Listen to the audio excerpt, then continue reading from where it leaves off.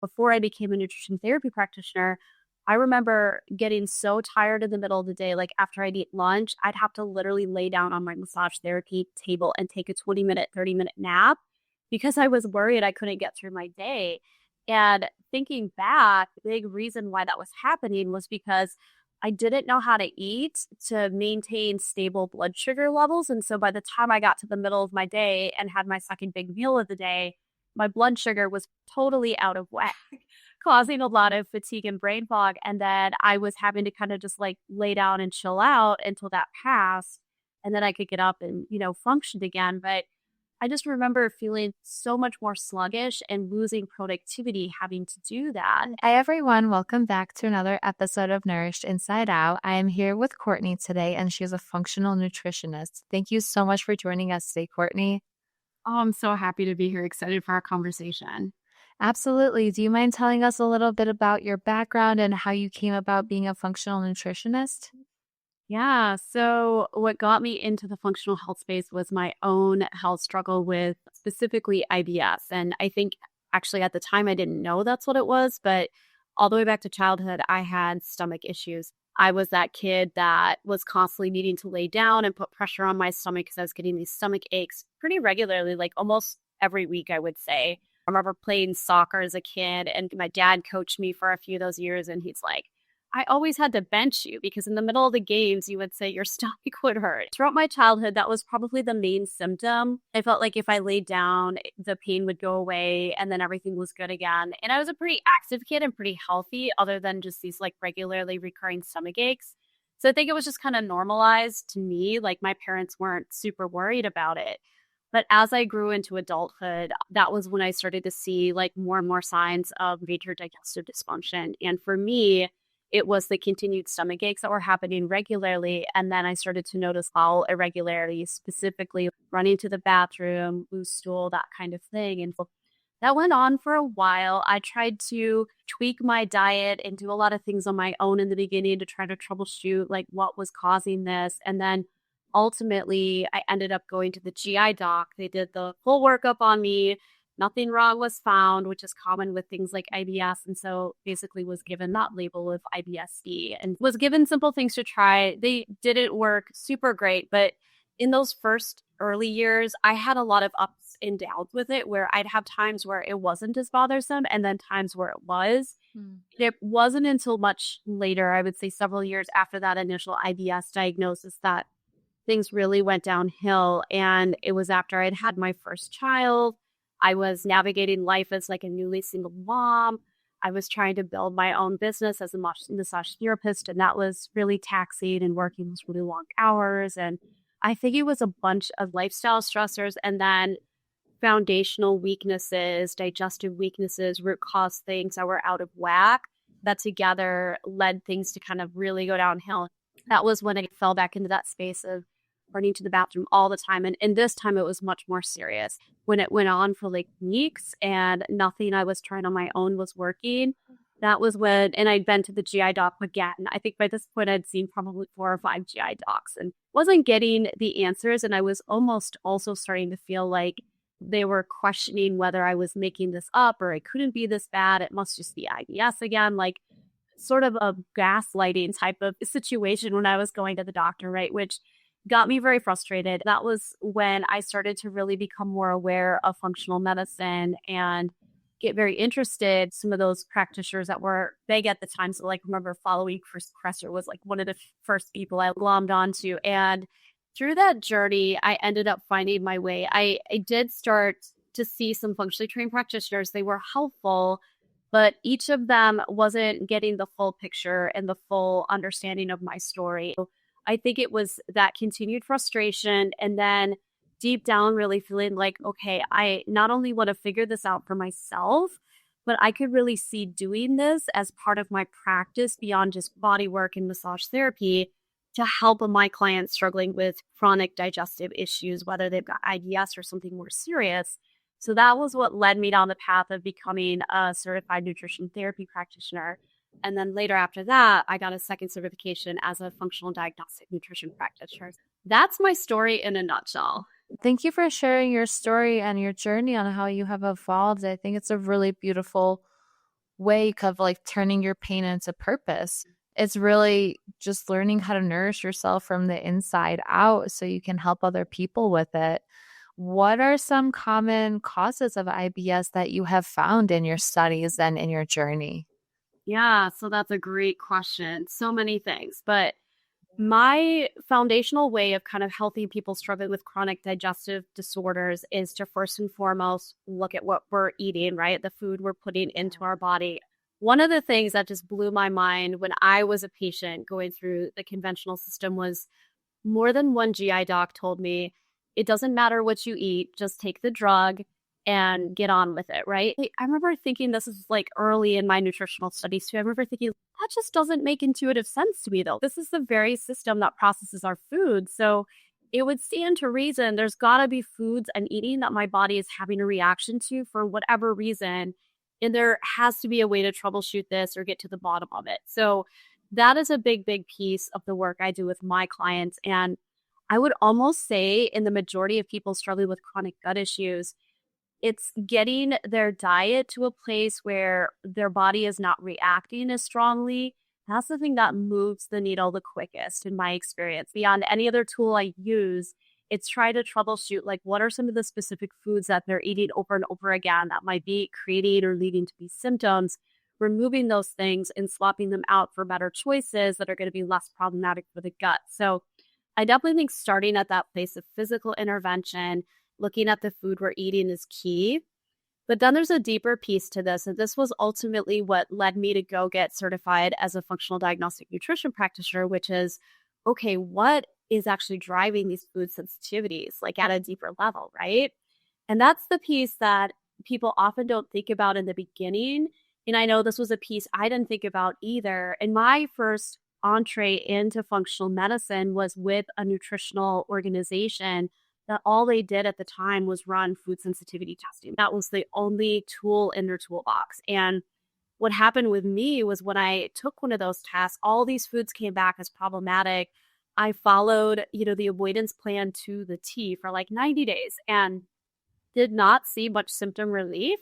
So when I went back in and reported, hey, I'm not seeing a whole lot of change. What else do you have to offer here? They were baffled. They did not know what to do. And so that was a huge limitation that I saw personally when I was on that path to try to figure this out holistically was that a lot of the functionally trained practitioners didn't have a very deep or wide toolbox of things to use.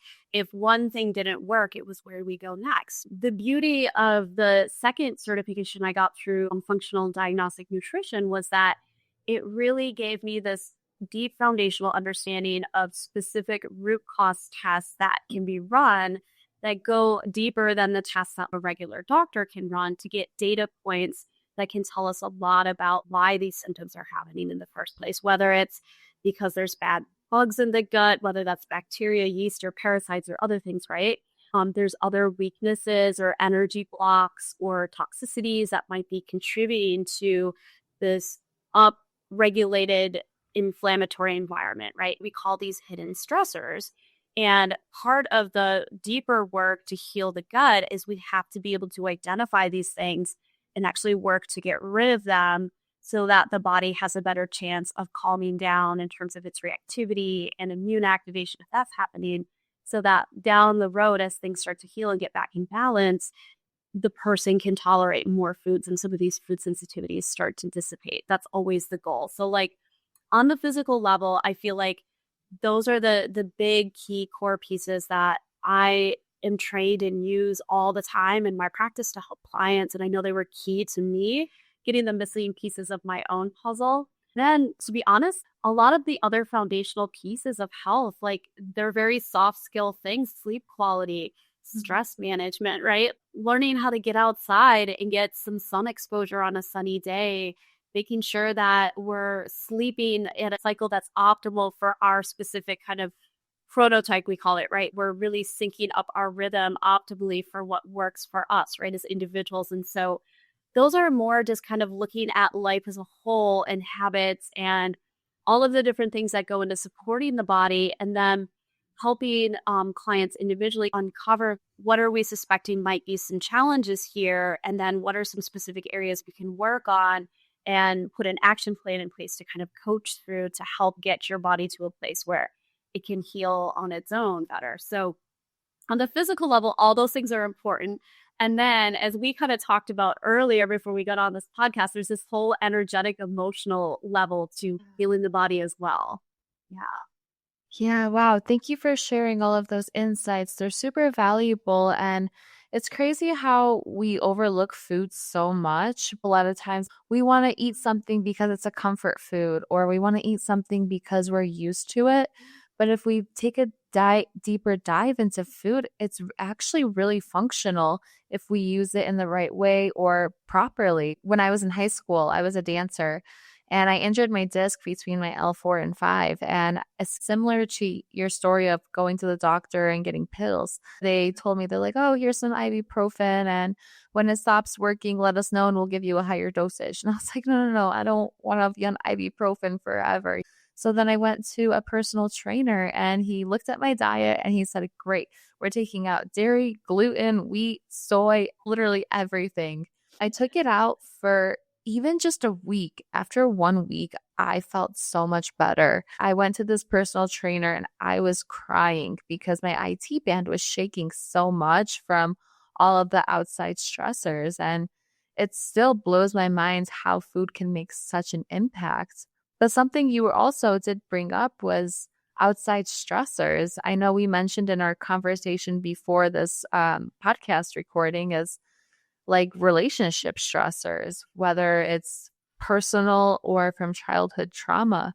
Do you feel like those can also affect your body? Absolutely. This is probably the deepest wormhole to go down in the functional space right now. Like the esoteric, it's a little bit more esoteric, but yet I think there's a lot more science to back how we can basically be primed even before we're born through intergenerational DNA changes, right? These stressors that can actually occur in our family line that change kind of our genetic potential. And so, one big thing that most functional practitioners subscribe to is this idea of epigenetics, which basically just says that our health isn't determined by our genetics, which could be argued in other health spaces, but in the functional space, we tend to believe we have a lot in our control, and that even if we're born with certain not so great genetic potentials, and those potentials get expressed through lifestyle and other factors that trigger them, we have a lot of potential to actually switch them back the other way. So they're expressing more healthfully. That's always an easy process, but I think the key to this is what lays the groundwork for that, right? And some of these things are just unique to how we're born into this world based on the genetics we inherit from mom and dad. But research has also shown that genetic potentials can be adapted and changed through major life stressful events, going all the way back in the family lineage. And probably one of the best studies that illustrates this is done on like the Holocaust survivors and in the Jewish population. If you look at generations later, there's still kind of these maladaptive stress wirings in people that were survivors of that event because it was just such a major stressor, right? And it lived on in their offsprings. That's crazy. And to your question about the relationship stressors, like 100%, there's such a connection. And I'm by no means an expert when it comes to kind of mapping out emotional, energetic traumas and relationship traumas as they like play out in physical illness. But I do know, like when I've done like webinars in the past, kind of tying in the emotional component to IBS and IBD specifically, I like to talk about the work of Gabor Mate, who's really gone deep on looking at the emotional kind of psychological stress component of autoimmune disease and cancer and these chronic serious illnesses. And with regards to IBD, some of the research he did kind of showed this very specific connection between individuals that got diagnosed with IBD having a maladaptive relationship with their birth mothers. Like it was that specific in the research. It was like you could pinpoint the relative, you could talk about kind of this like relationship mechanism that was driving some of the symptomology and then progression towards that IBD manifestation. It's always a piece of chronic illness, whether we're talking about digestive disorders or other things that could be chronic pain issues or any autoimmune condition. And then it just kind of comes back to how significant was that stressor? Was it an abusive relationship, for example, right? That maybe went on for a long time and it caused a significant amount of ongoing psychological or physical abuse trauma. And now that will eventually sooner or later impact the physical body, right? We know that emotionally, energetically, like the brain and how we think and how we feel will translate sooner or later physically and, imbalances and disease states. And so I do feel and believe that people who have gone through significant traumas need to work on that component as part of the whole person healing journey. And then the rest of the factors that kind of tie in with that, I think go back to just having these certain vulnerabilities genetically, you know, poor diet, all the right unfortunate factors sort of aligning to lead to this perfect storm of like, now we're activating this potential and you have these digestive dysfunctional genes that are boom set off now, and you're going to be more reactive to even healthy foods than the next person over who maybe doesn't have that same wiring or those same maladaptive factors that have set the stage. So that's sort of what I found to be true just in my own personal experience, and then working with lots of people struggling with these issues. Thank you for elaborating on that. I heard this quote the other day and it said, "You're not responsible for your trauma, but you're responsible for healing from it." That's honestly where it all starts, is the trauma, whether it's childhood, a bad relationship, or a toxic work environment, because you're just storing it and storing it, and then your body doesn't know how to process it. So then your body just results to some kind of illness, or it goes backwards in some ways. That's so valuable.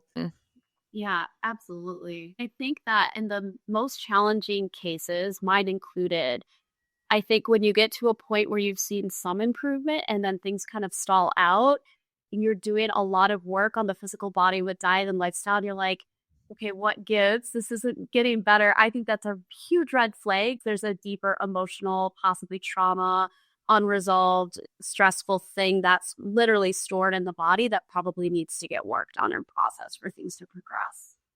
Yeah, for somebody who is struggling with something like IBS, what kind of foods would you recommend for them? So, for somebody who is struggling with something like IBS, what kind of foods would you recommend for them to start incorporating into their daily diet? Obviously, we're not giving medical advice or anything, but some foods that they can start to gently incorporate. Yeah. Oh, that's such a great question.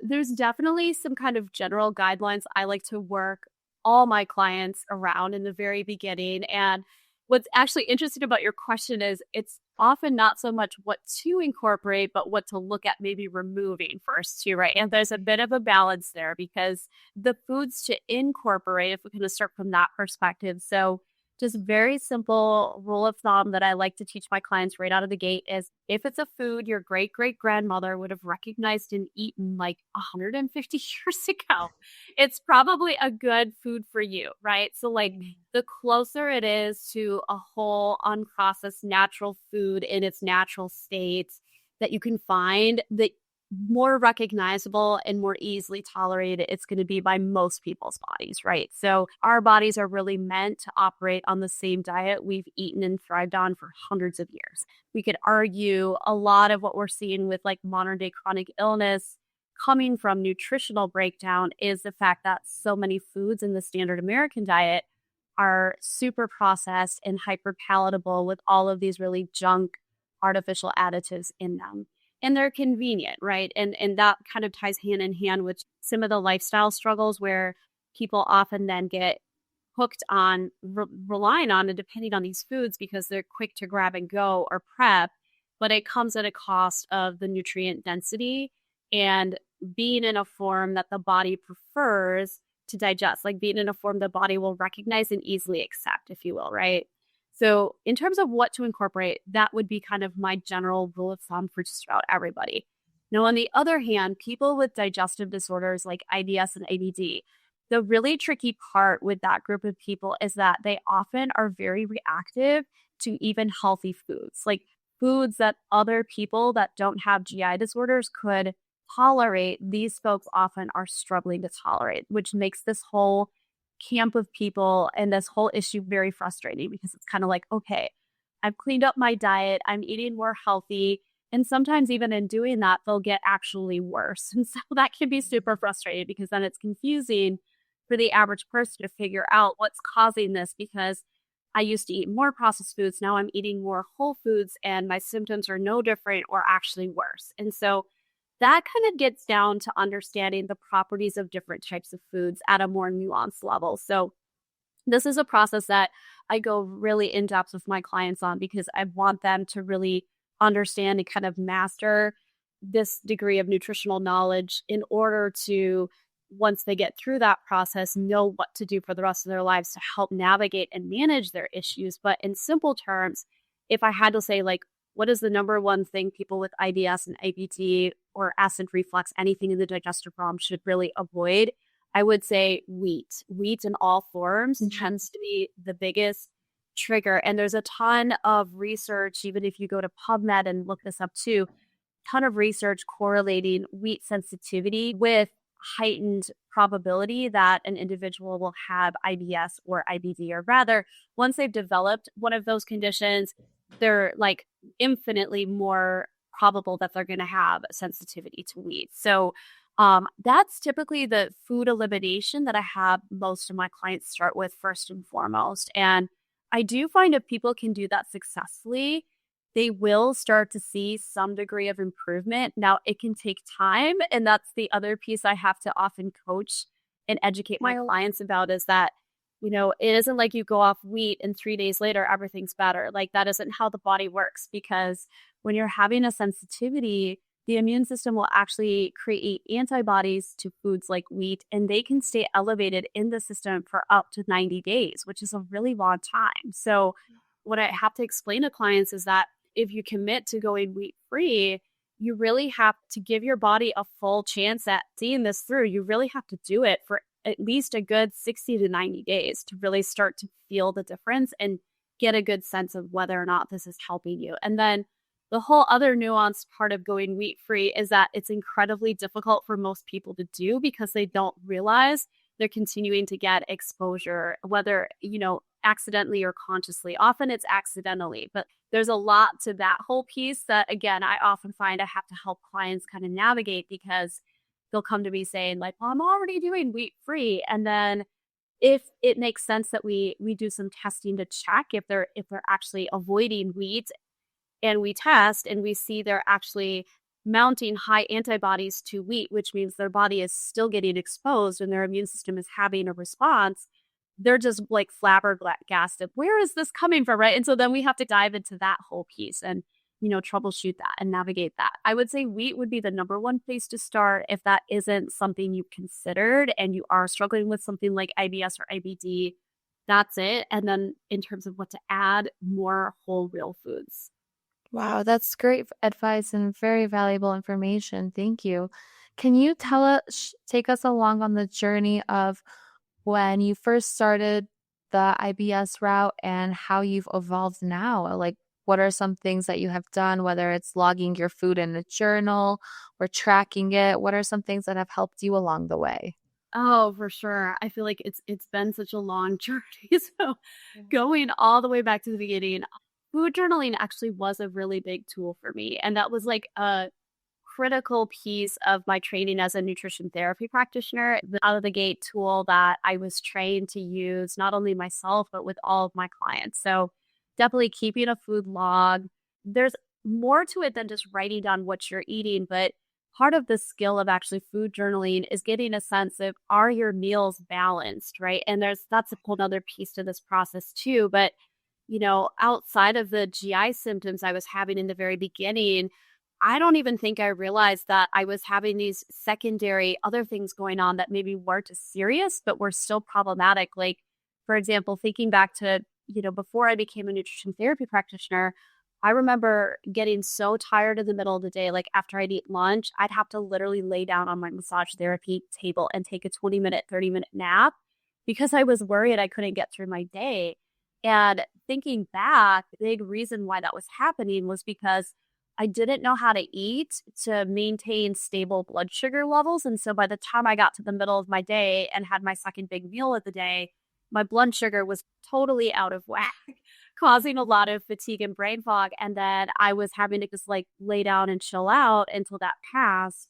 And then I could kind of get up and, function again. But I just remember feeling so much more sluggish and losing productivity having to do that. When I went through my training and came out and was so much more knowledgeable on how to like eat for my own health, that just went away. Like it was like not overnight, but I just remember thinking one day like, oh, I don't really get sluggish after lunch anymore. That's so interesting. That was a big, big tool for me, was to really kind of look at, okay, what am I eating? What connections can I make with how I'm feeling throughout the day? That's the real utility of a food journal for sure. The other big piece, and again, this was missed in the beginning by some of the people I worked with because, although there were some great tests run by these practitioners, and it was a very valuable tool in my health journey and trying to get to those deeper answers of like what's going on with my gut or what's going on beyond the gut that might be causing these symptoms. Using specialized root cause testing was another key piece. In the very beginning, I did a food sensitivity test. There might have been some utility in that, but I personally just haven't had a lot of wow moments in using those tests myself. And I've gotten so good at helping clients just by using food journaling and getting really good with understanding therapeutic diets to restore gut health that most of the time I don't use those tests. However, certain other tests like a functional stool test was very helpful in my path, right? I was able to like see, okay, are my symptoms coming because, are they there because of certain bacteria not being present, or maybe the wrong kinds of bacteria being present in the gut that are linked with symptoms like diarrhea, right? Like I could get this very clear cut data that was really helpful. So that was a key piece. There were obviously different interventions that I did. Being diagnosed with small bacteria overgrowth was a part of my whole process. In the very beginning, I think I did a few herbal regimens to try to clear that. It didn't work super well for me. I remember going to a GI doc at the time, and when they were starting to get smart on small intestinal bacteria overgrowth and prescriptions like rifaximin were starting to become a thing. They were like, oh, we can give you rifaximin, and tried that. And it actually didn't work super well for me either. And so then I ended up using a different way of kind of clearing SIBO, which is called elemental diet, which is not the funnest thing in the world to do because you're literally drinking your nutrition for 2 to 3 weeks straight as a means of starving that overgrowth of the bacteria in the small intestine, but still feeding the body. So it's difficult that way because you have to really go through this transition and get used to basically surviving off of a liquid diet for a few weeks.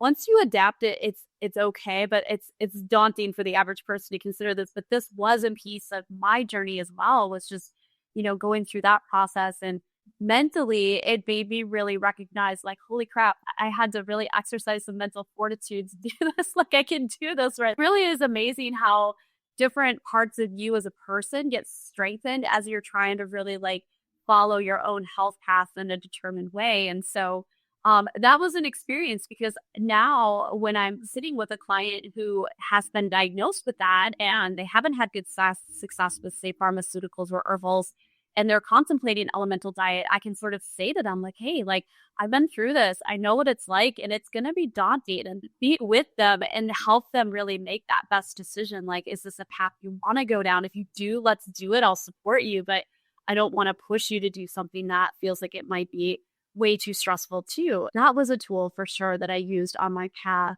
Even just getting a lot more diligent about minding my sleep habits. I ended up getting an Aura ring several years ago, and I love it as a tool just to kind of like check in. And, if I know I didn't have the best sleep preparation the night before and I wake up and I'm like, I don't feel like I slept really well, it is kind of interesting just to check in and use that kind of technology to get a sense of, all right, this is something I have to kind of work on now to rebalance myself. And I can even notice too, like if I have an off day or I end up eating like my dinner later in the day, like that will often impact my sleep. And you can start to kind of pay attention to those things over time. Just getting better at tracking my sleep habits, monitoring that, paying attention to that.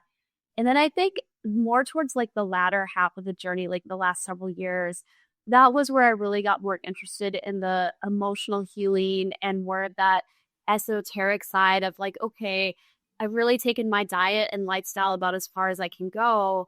I want to really look at like what else can I do from maybe like the healing the brain, down part of it, whether it's life, traumas I've been through or things that go all the way back to childhood or even before. I really started looking into all kinds of different people who are leaders in the space, like Joe Dispenza and his meditations. I love them, those types of visualization based exercises to try to really put yourself in this future potential view and engage that emotional state and that energy to move towards healing. So that was big. I got into Wim Hof, the whole breathing and cold exposure a little bit. All of that stuff I find so fascinating. And it's not to say that all of those things are for everyone, but there's such a great toolbox of different approaches out there that whether you're working through doing breath work or cold exposure or a meditation or visualization practices, I do feel like that's a big, big piece for most people. And ultimately, if you're on that journey, it definitely behooves you to find one or two or more of those different tools to work with on a daily basis to support that brain level down healing. Like, I just feel like that kind of was the last piece that I had to really look at and really get serious about. And I resisted it because it's work, right? Like, it's not easy to just sit there and be quiet and try to focus on, the breath and not have these thoughts come in. It takes dedication and it takes allowing yourself to keep going through it and not getting frustrated with not feeling like you're doing it right, so to speak, right? Like just the process of taking that time and doing the practice will start to have effects that build over time. And I can say that just looking back to where I was a couple years ago versus where I'm at now, I feel like just the efforts I've made to try to work on healing some of those traumas and the brain component of the chronic illness, I've noticed a greater resiliency to lots of stressors. My threshold to handle whether it's the big issues my clients come to me with, because it can be easy as a practitioner to get sometimes too attached or over identified, really want to help people, right? But just being able to maintain more of that balance of I hear you, I see you, I'm with you, I totally understand what you're going through, but not let that affect me on such a deep level as it would have in the past, as well as just other everyday lifestyle stressors, business stressors that come up. Like I've noticed that I've been able to retain more conscious control over my body's stress response and then also intervene a little bit faster too, so that if I feel things starting to dysregulate, it's like, well, I have tools. I can start to do this breathing technique. I can start to do a conscious visualization exercise. So I think all of that is so, so helpful because the more we can work to keep the body as a whole grounded and feeling safe and feeling more equanimous, we're not going to be in such a dysregulated state that's going to foster that continual like symptom expression that's been happening right for year after year.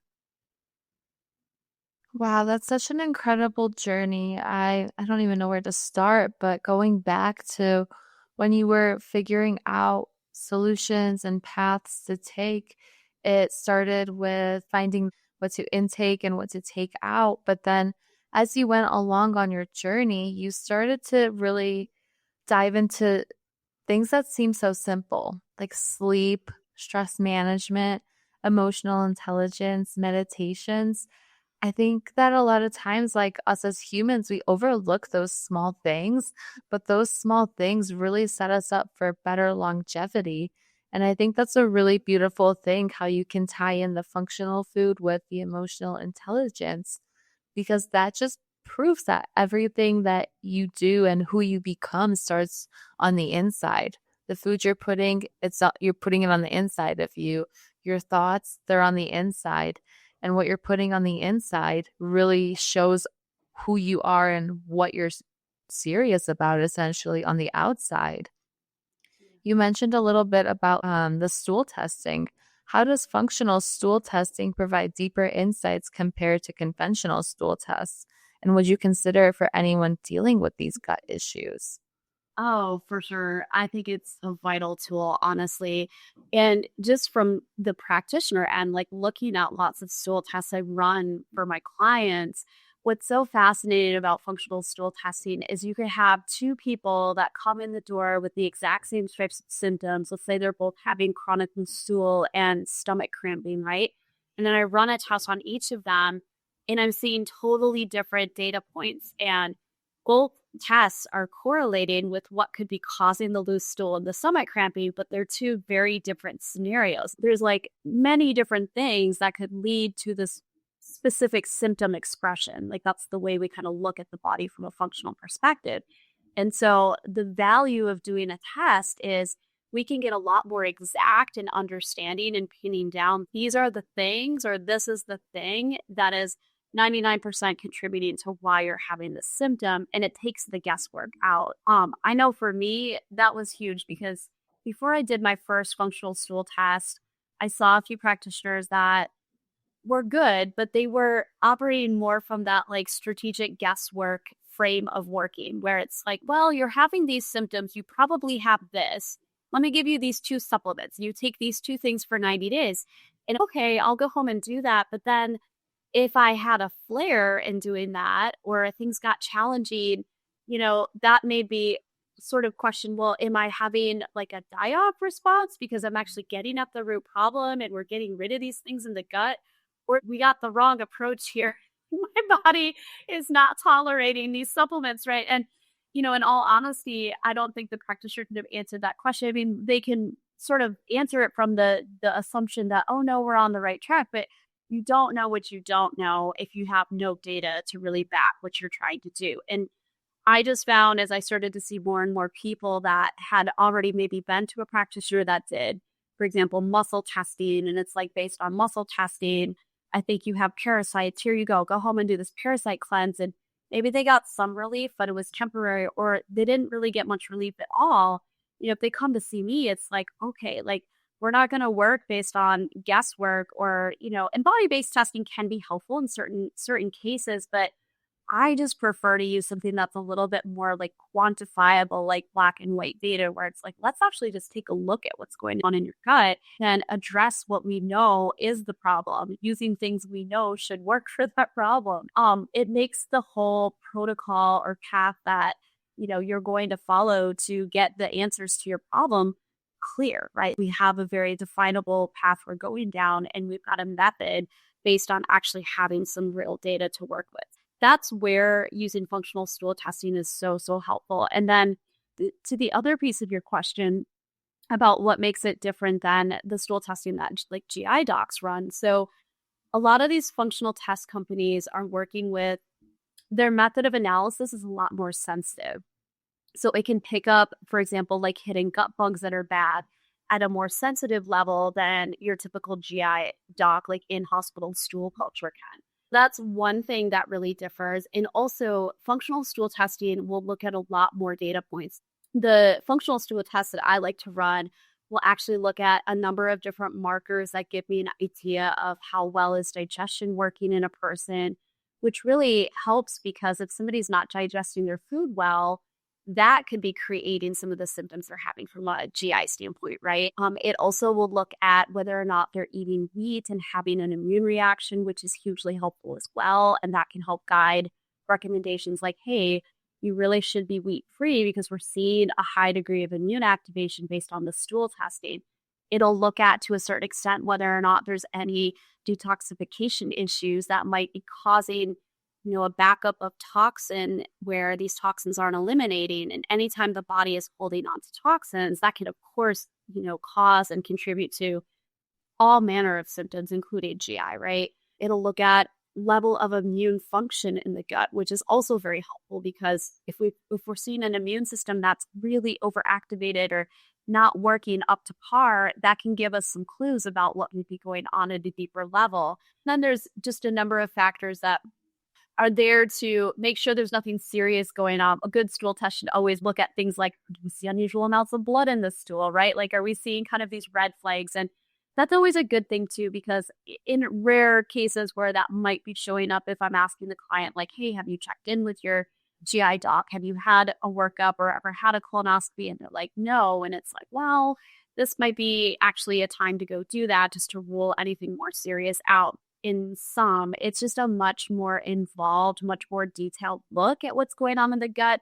And we can get all of that data because we're not working through the insurance system and, that whole racket that's going to determine what factors they will and won't cover, right? Which is always going to be what the GI docs are sort of subject to. As much as they might want to run a stool test that looks at a number of different things, like they have to run the markers that insurance is likely to cover. That's a limitation. Going that route with getting the answers on your IBS or IBD struggles or anything in that manner is that you're limited to what your insurance company is going to cover based on what that doctor can order and get covered. And so sometimes people don't think about that. And that is, unfortunately, just the limitation to medicine in the United States and most places nowadays. Wow, thank you for sharing all of that. I've never even heard of a functional stool test versus a normal stool test. That can provide so much valuable insights and take things to a deeper level to really get to the bottom of what the causes are. And I think that's amazing. Before we go ahead and wrap things up, if you can leave the audience with one piece of advice, whether it's their gut health or their emotional health, what is one piece of advice you would want them to take with them? Oh, wow. That's such a great question. I would say just be more in tune with what you eat. So, simple tool that, again, I'll just offer to the audience is if you haven't gone through the exercise of logging all of the things you're eating and drinking for 3 days straight, that's an exercise I have all of my clients do. And you can absolutely do that on your own and still get some valuable insights from that. So there's some great apps you can use on your phone as well to make that so much easier. But I think doing an exercise like that will get you more aware of not only what you're eating and maybe what some of the trouble spots are, or on occasion I'll have clients that also struggle with sugar cravings or binge eating behaviors, right? And it can help you start to work back in time and say, oh my gosh, before I had that cupcake, I had a stressful event happen at work. This makes sense. This craving came up, right? It can help you start to understand your own innate wiring, even the emotional kind of attachments you have around different foods that you're drawn to. But as well, if you're having gut issues, it's such a great exercise to start to notate, all right, this is what I had for lunch. And then a couple hours later, I had a really terrible bowel movement. It would encourage all of my clients to actually log their bowel movements, if they're burping, if they're having acid reflux, like all of it, as much as they can feasibly remember to write down in their journal. It's great because you can really go back and kind of look for those connections. And the more you can start to identify patterns in doing that, that'll give you great insight in starting to understand like which foods might be causing issues, whether it's headaches or, acid reflux, right? And those are things that once you understand that, now you're on the path to empowerment and making conscious choices in how to improve your health. That's such wonderful advice. Thank you so much for sharing with us, Courtney. So, where can people find you and where can they support you and stay in touch with you? Or if they're local to your area, where can they get in touch? Yeah, so best place to connect with me is through my website, which is just my first and last name. It's CourtneyCowie.com, COWIE. And then if you go there, I actually have a free e-guide. So if you are struggling with IBS or IBD, it's a really great free starting point with my honest to God best tips from a simple diet and digestive support standpoint. So I offer that as a resource. Otherwise, I'm on Instagram, TikTok, Facebook, all of them. And you can find me there at Courtney Cowie NTP. Amazing. I'll have all of that linked down in the show notes below so people can stay in touch. Thank you for your time and being here with us, Courtney. Absolutely. It was such a pleasure. Hey everyone, thank you so much for tuning into another episode of Nourished Inside Out. I'm so thankful that you're here. Your support means so much, and I'm so excited to bring to you our very first Nourished Inside Out live virtual summit on April 26th and 27th. We have an incredible lineup of speakers, and pre-sale for tickets will be for a limited time. You can find the link in the show notes below for more information. See you there. And as always, keep growing and thriving.